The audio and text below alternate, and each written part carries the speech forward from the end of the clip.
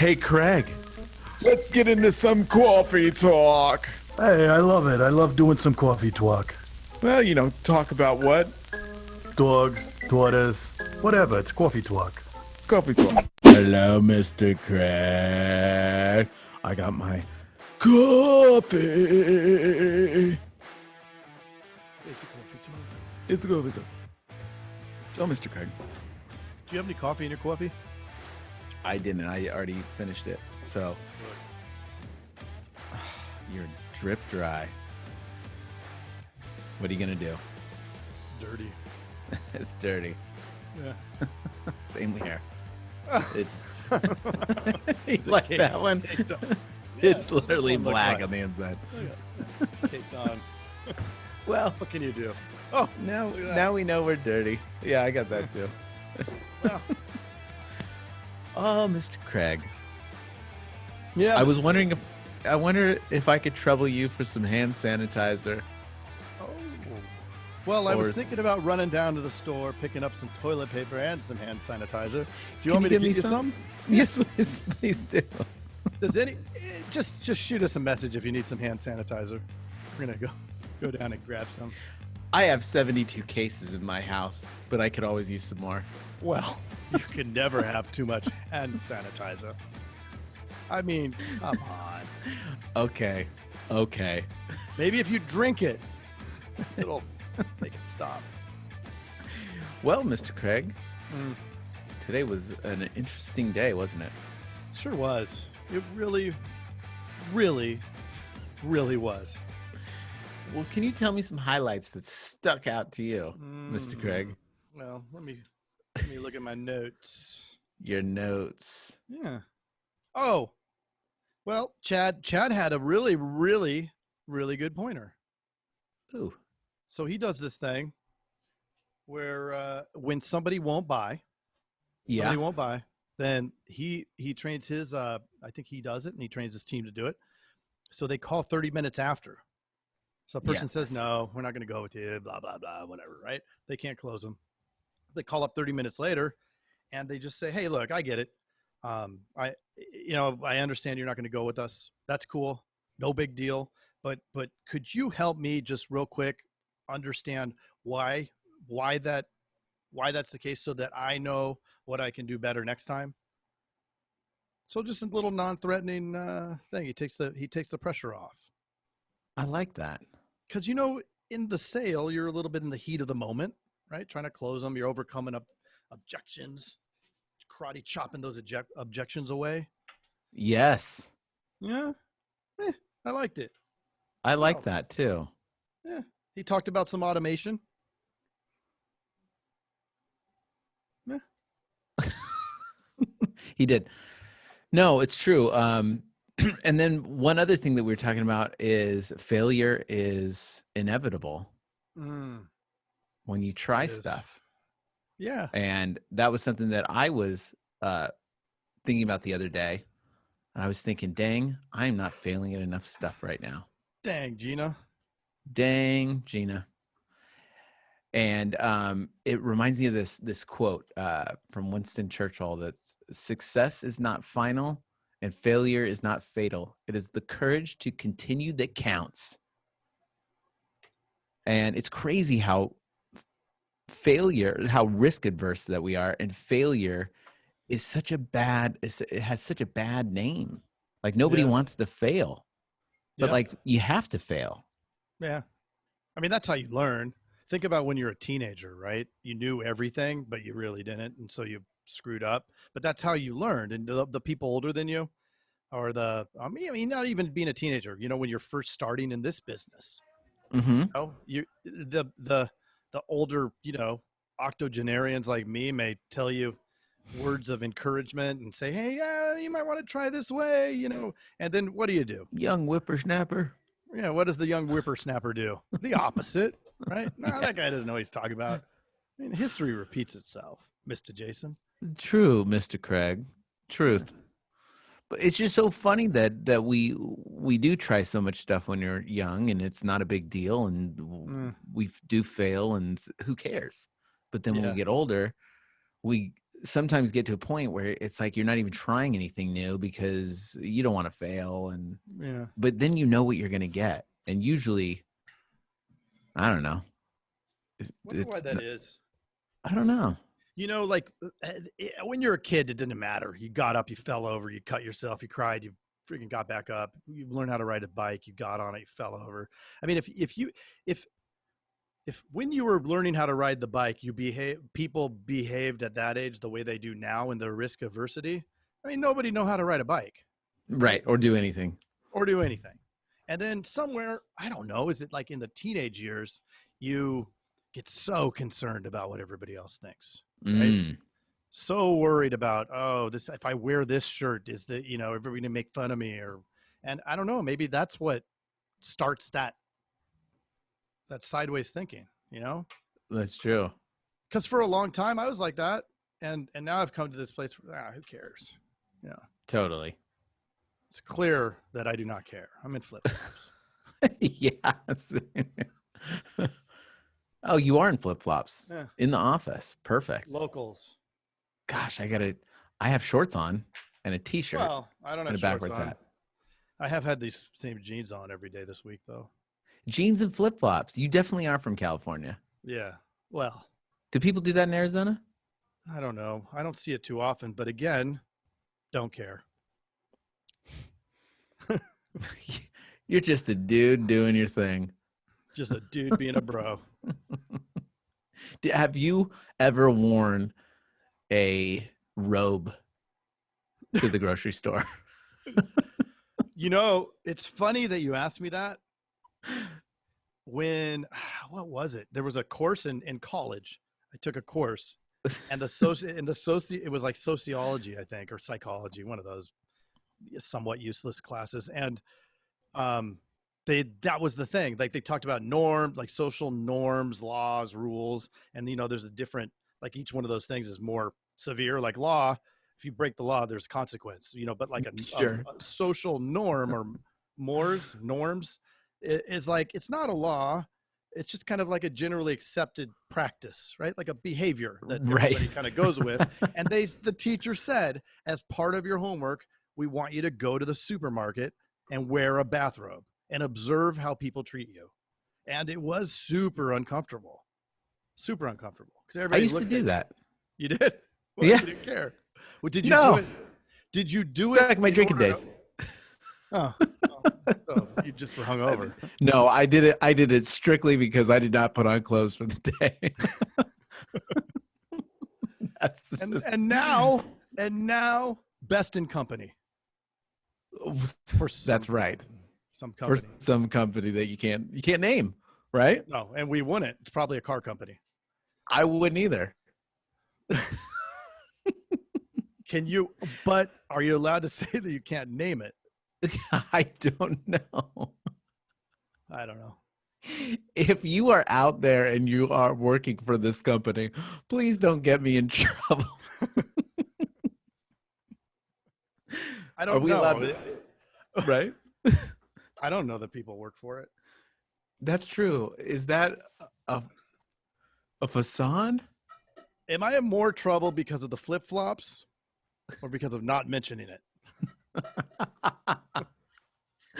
Let's get down to the rattle-tattle here. Let's get down to the rattle-tattle. Last time, yeah, go. Yeah. No. I want you to go, Mr. Craig. Last week, I think it was. I'd like to talk a little bit more about what we talked about last week. Okay. Coffee talk, which is actually today. It's funny how that works. It's odd, man. You just blew my mind, Mr. Craig. Yeah, it's like time travel. You blew my mind, Mr. Craig. Maybe if we talk about it, that screws up the space-time continuum. Anyway. I think so. Let's ask Marty. How many gigawatts? Dude, no one's listening at this point. Yeah, done. Sorry, guys. Last week, we got into the right people being in the right places. Right. Yeah. I mean, it really is very, very important. I've messed that up before. I've taken the best producer, turned him into a manager, thinking that they're going to produce, and then, right? They get taken away from doing the production, and managing, maybe and then they ended up not even being a good manager, and then they quit. Right. And you're not talking about Jazz. No. Because at first I was like, dude, Jazz is right there, man. Still here. Still being English. Yes. Yeah, no, it's so true. And putting those people in the right spots is what will help take your agency to the next level. And it'll also help fatigue, because there can be a lot of fatigue in this industry, right, Mr. Craig? Yeah. Oh, hands down, Mr. Jason. It's true. And I think one of the hardest positions in this industry is the sales producer. And I think it is our job to help them and make that as much of a long-lasting position as possible. Yeah, there's a few things to that, because if you have turnover, that's expensive. And what else? Well, it's time. It's expensive. And honestly, like, dude, you like it. I mean, I love right now everybody that works for me. Yeah. And with me.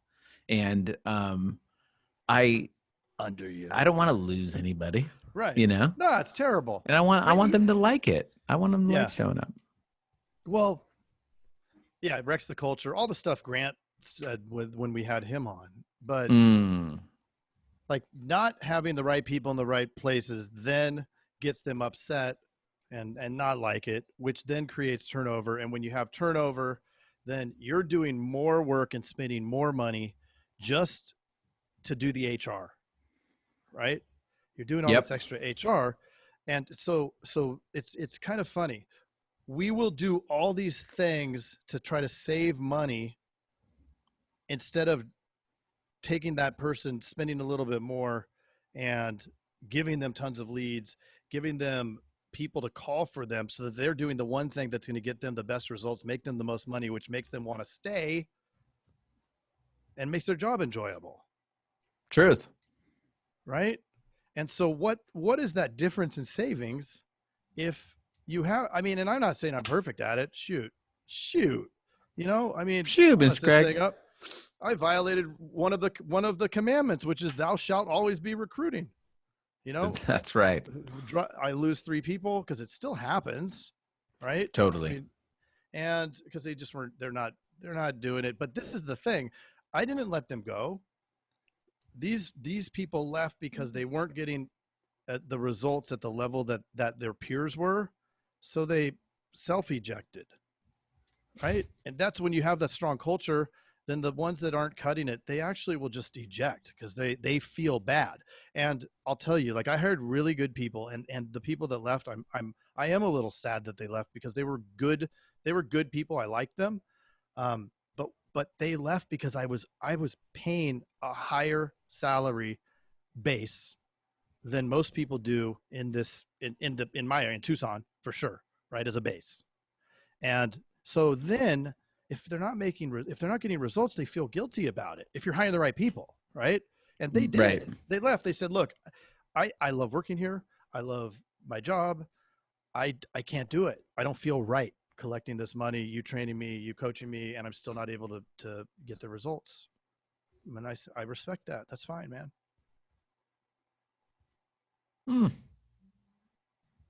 Are you reading your email, Mr. Jason? No. No, it's true. You to sleep, Mr. Jason. I mean, what do you do, man? What do you do? You do? Well, you're supposed to be hiring, but you always need to be looking, right? Or looking, yeah. I mean, we say it so many times, over and over and over and over again. But what are the chances of finding a really good rock star at the moment that you just lost somebody and you need them? Right. 0. Right. Well, maybe not 0, 0.01. Well, about the same chances of catching the coronavirus. Wow. Well, you know, we're talking to, was it Chat? No, it was Dimitri, I believe. That was, that he was the one-man show, right? but he Yeah. lined it up to where everybody else, like he's the initial sale, and then he has a team of what, 11 or 12 that are helping complete those sales and doing follow-ups and creating the leads. Well, And yeah, he said that he created here. I'm trying to look at my you with all notes that here. paper, Mr. Craig. I know, wreck the rainforest. Um, yeah, he spends the time to build the referral network, to hustle out, meet people, and then created his words assembly line. Right, there's Mm-hmm. the person that generates or that takes the lead in. Mm-hmm. There's the person who then quotes the leads, or two people. So he has two people working all the leads up, and then they tee it up to him. He calls them, closes them, or doesn't. He said a 75% close. Didn't he say 75%? Yeah.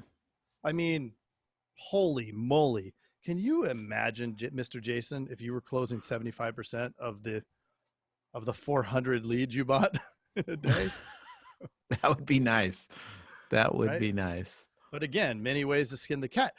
But to this thing that we're talking about right now, he has the right people in the right places. He does. I mean, that's what we try to do with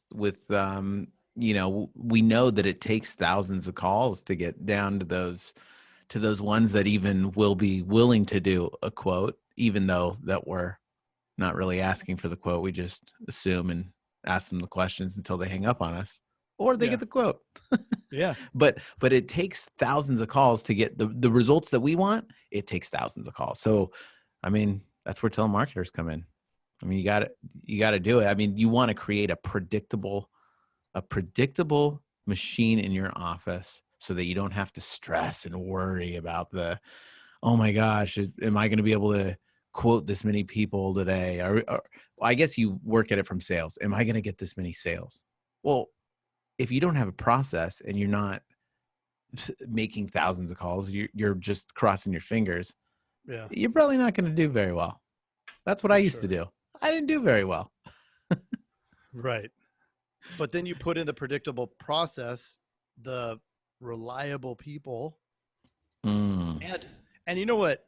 As you get down towards the beginning of the sales funnel, it's the hardest part, right? As yes, each or the top, whatever you want to call it, the closer towards the beginning, the wider the breadth of the number of people that have to come in there. And so the people who are dealing with that layer of it, right, the 500 dials a day, they have to be reliable. Otherwise, right. Oh, I had a telemarketer, but they lasted for 2 weeks and it's a pain in the butt. And then that's it. Done. Right. Just like, and then at the same time, I was buying leads, but they didn't work because, we called and they didn't answer. Well, yeah, 85% aren't going to answer. Maybe 90%. Some days, 92% don't answer. Right. You know what? I just did the math in our agency, and I think it takes us about, and this is like fresh leads, it takes like 92 calls for a quote. 92 calls for the amount of quotes that we're getting takes 92. And you're buying leads. Yeah. That's so 100%. I mean, it's a because craziness. I have the same telemarketers. So it's 500 dials and they get 4 to 6, 4 to 10, whatever, Yep. 2, sometimes 2. You never know. You never know, Mr. Craig. But they're making 500 dials. And that's what you can predict. Because you can measure that. You can just, I mean, that's something that you control.